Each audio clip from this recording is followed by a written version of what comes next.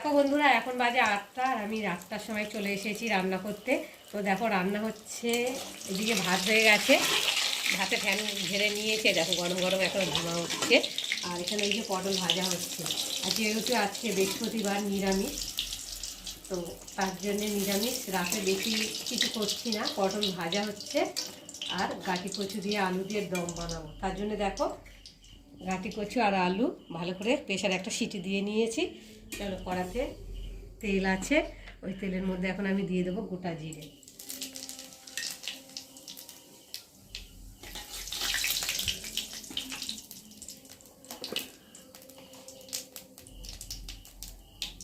আর দিয়ে দেবো হলুদ, স্বাদ মতো নুন, আর দিয়ে দেবো গুঁড়ো জিরে। এবার দিয়ে দেবো আদা। একটু টমেটো দিলে ভালো হতো, টমেটো নেই যদিও, তার জন্য টমেটোটা আমি দিলাম না। দেখো মশলাটা একটু তেলের মধ্যে ভালো করে ভেজে নিয়েছি। আদা তো একটু বেশিক্ষণ সময় ধরে না ভাজলে আদার একটা যে কাঁচা গন্ধ থাকে সেটা যাবে না, ওই জন্য দেখো বেশ ভালো করে লাল লাল করে ভেজে নিয়েছি। আর একটা সিদ্ধ করে রাখা আলু আর গাঁটি কচু দিয়ে একটু ভালো করে কষিয়ে দিই।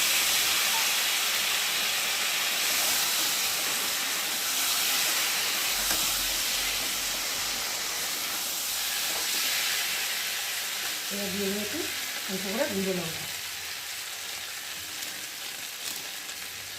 কাশ্মীরি গুঁড়ো লঙ্কা, বুঝতে পারছো, দিয়ে একটু ভালো করে কষিয়ে নেব।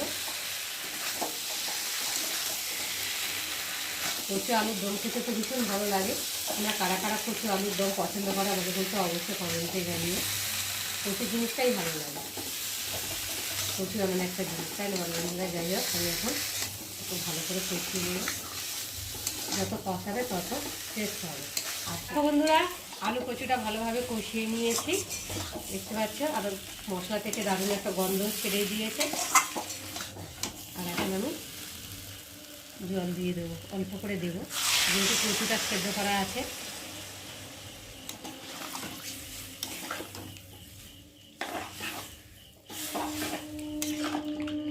আমাদের এখানে ট্রেন যাচ্ছে, ট্রেনের আওয়াজ শুনতে পাচ্ছ।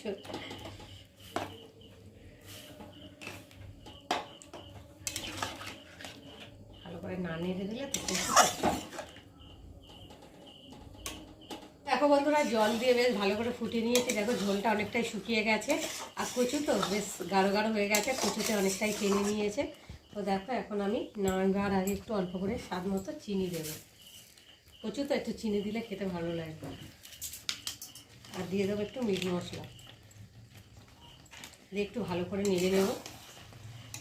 তো বন্ধুরা, আজকে আমার গাঁটি কচুর দমের রেসিপি কেমন লাগলো তোমরা কিন্তু অবশ্যই কমেন্ট করবে। আর ভালো লাগলে লাইক কমেন্ট শেয়ার করো। আর আমার চ্যানেলে যদি নতুন হয়ে থাকো চ্যানেলটাকে সাবস্ক্রাইব করো। আবার তোমাদের সঙ্গে দেখা হবে পরের ব্লগে, ততক্ষণ তোমরা তোমাদের খেয়াল রাখো। তোমরা আমার চ্যানেলটাকে সাবস্ক্রাইব করতে থাকো আর আমি দিয়ে দমটাকে ঢালতে থাকি।